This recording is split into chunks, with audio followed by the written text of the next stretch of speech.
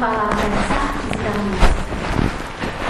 As artes da música, que são elementos de sensibilidade, de fazer aflorar a sensibilidade, sairmos do instinto e da reação apenas para sentir e produzir e criar.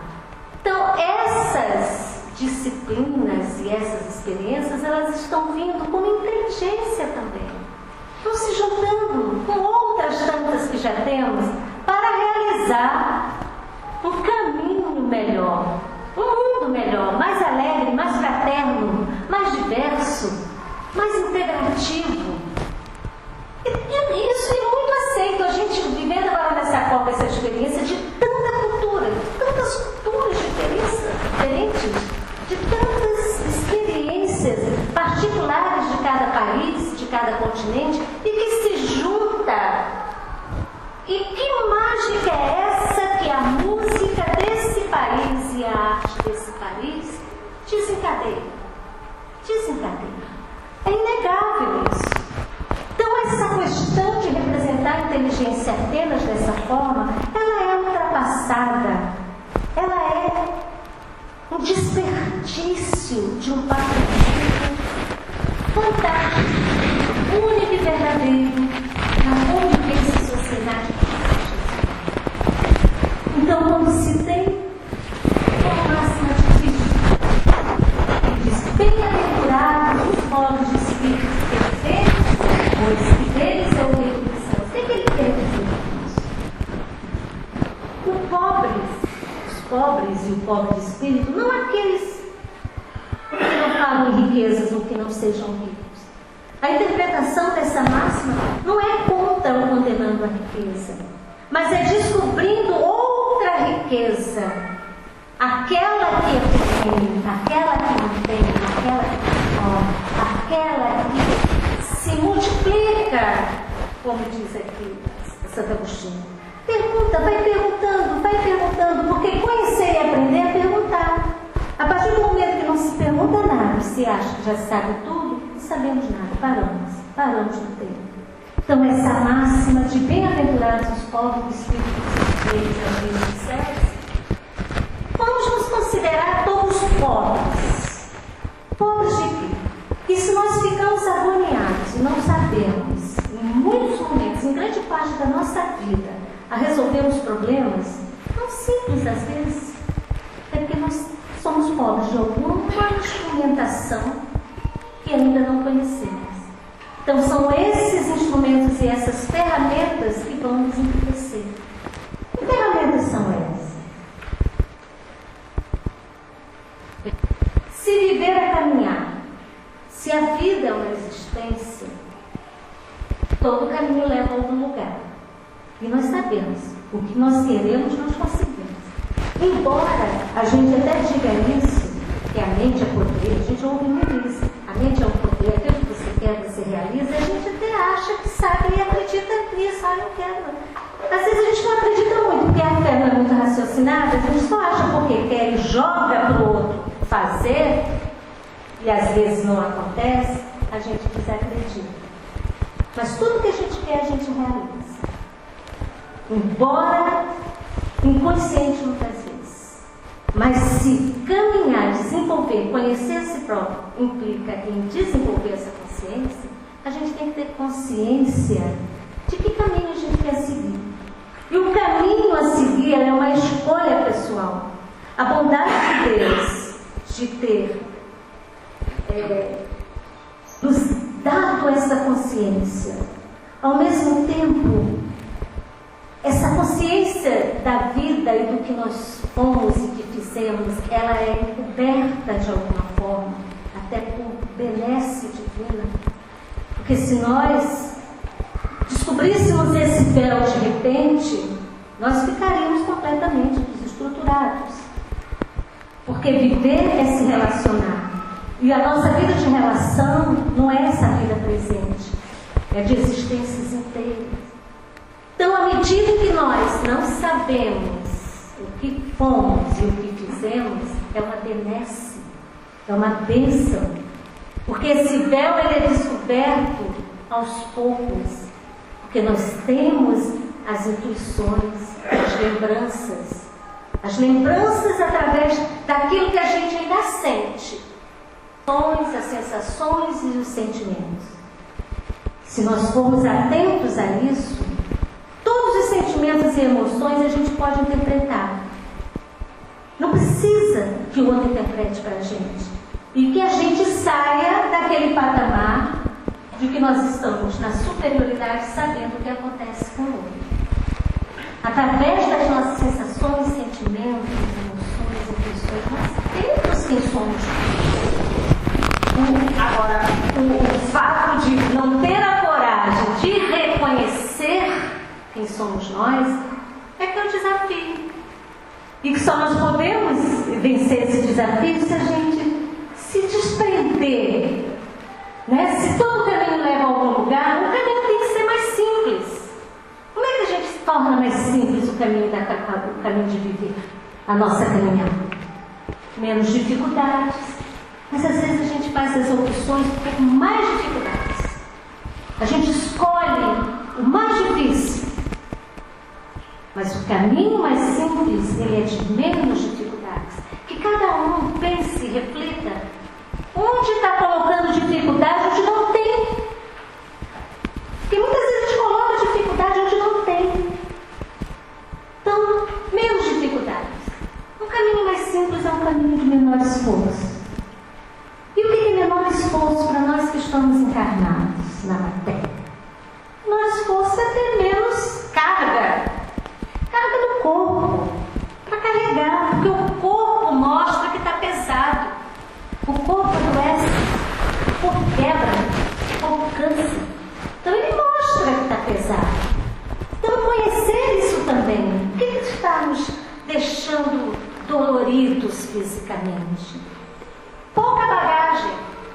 Né? A gente tem até mensagem de internet, né? Se eu soubesse, minha mochila seria mais leve. Mas tem que sair da internet da mensagem para ser incorporada.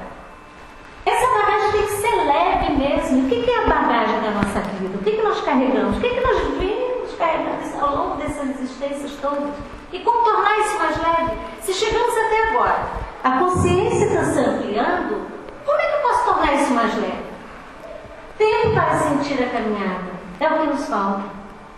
Hoje em dia é o que nos falta. A gente perde tempo com tantas dificuldades em trânsito, trabalhando, sai de manhã, chega às 10 horas da noite, não tem férias, vende as férias, não tem tempo. A gente não tem tempo. Então sentir o caminho tem que ter tempo. Aquele do ócio criativo, que o filósofo italiano Domenico De Masi tanto fala, que esteve aqui no Brasil agora, no iníciozinho da Copa, ninguém viu, porque ele veio a São Paulo, deu lá fez uma conferência, do ócio criativo. Por que o ócio criativo? Deixa leve e cria, inventa.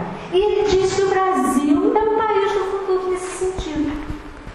E nós já ouvimos e lemos isso nos Espíritos disseram. Essa é a pátria, é o celeiro, é a pátria. É o foco de luz. Será que a gente acredita mesmo que o Brasil é um foco de luz? Principalmente nesse momento que nós estamos vivendo? Será que nós acreditamos de fato que esse país vai ser um exemplo para toda a humanidade? Estão dizendo, já disseram antes. O filósofo contemporâneo está dizendo isso, por que nós não acreditamos nisso? Então vamos ver o porquê de não acreditar. Saborear as coisas do caminho. O Castellari pode me ajudar mais nisso, que o saber e o sabor têm a mesma origem etimológica, não é isso? Não é, Castellari? Saber e sabor. Então, saber é experimentar, é que nem sabor. É que nem alguma coisa que a gente quer saber o gosto, se é amargo, se é doce, se é não. Bota na boca e prova. Então, saber é provar. Então, é ter coragem. Não quero mais isso e quero aquilo. E põe a mochila nas costas e pô.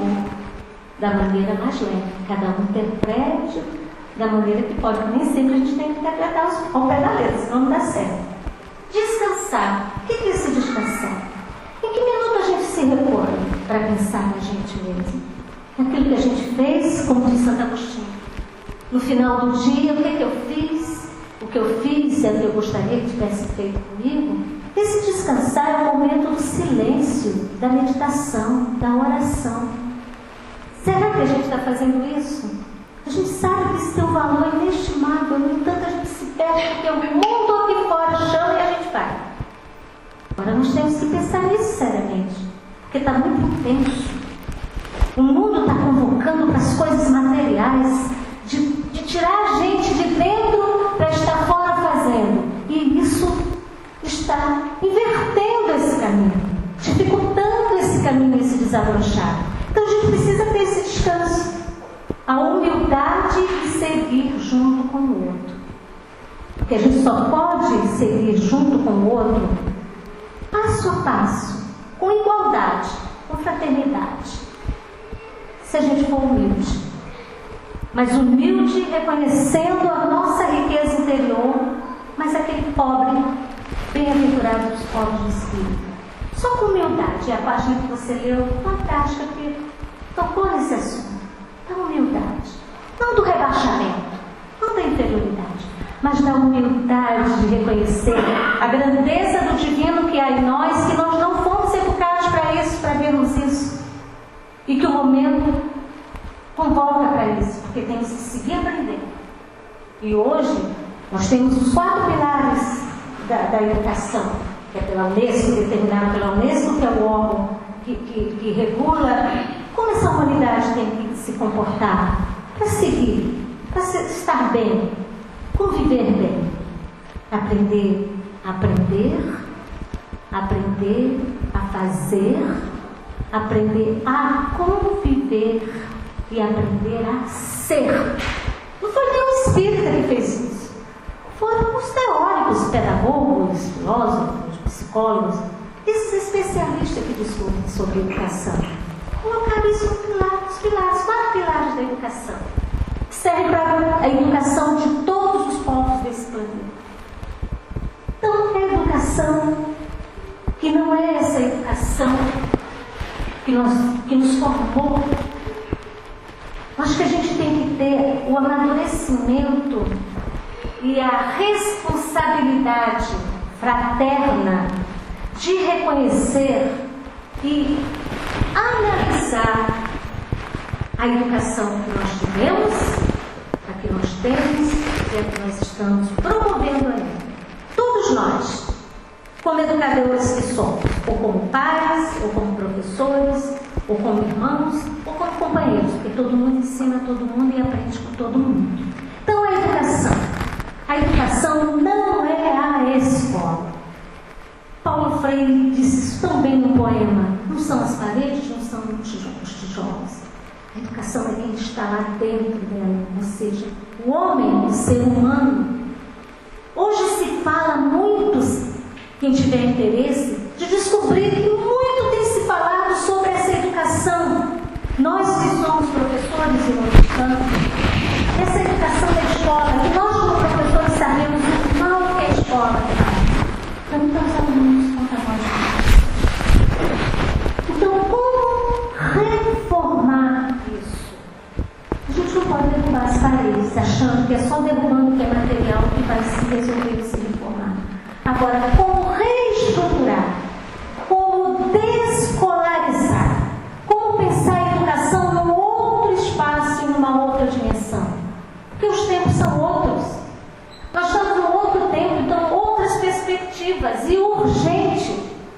Porque ou a gente se educa, ou educa aqueles que dependem da nossa educação de uma outra forma, ou ainda vamos continuar com o sofrimento grande que temos que